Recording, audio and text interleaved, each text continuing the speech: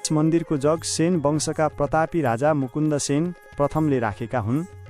ऐतिहासिक तथ्य अनुसार उनले काठमाडौँ उपत्यकामा आक्रमण गर्दा मत्स्येन्द्रनाथको मन्दिर परिसरमा रहेको भैरवको मूर्ति ल्याएर पाल्पाको यस पवित्र स्थानमा स्थापना गरेका थिए।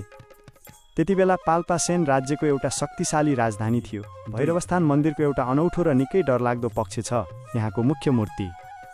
यो मूर्तिलाई सधैँ पर्दाभित्र लुकाएर राखिन्छ। धार्मिक मान्यता छ कि भैरवको त्यो उग्र र डरलाग्दो रूप सिधै आँखाले हेर्दा अनिष्ट हुन सक्छ, यहाँसम्म कि मानिसको ज्यानै जान सक्ने जनविश्वास छ।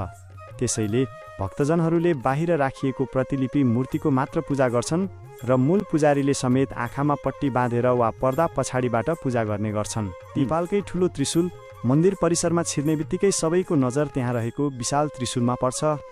यसलाई नेपालकै सबैभन्दा ठुलो त्रिशूल मानिन्छ, जसले मन्दिरको महिमालाई अझै उँचो बनाएको छ। प्रसिद्ध प्रसाद रोट र पूजा विधि।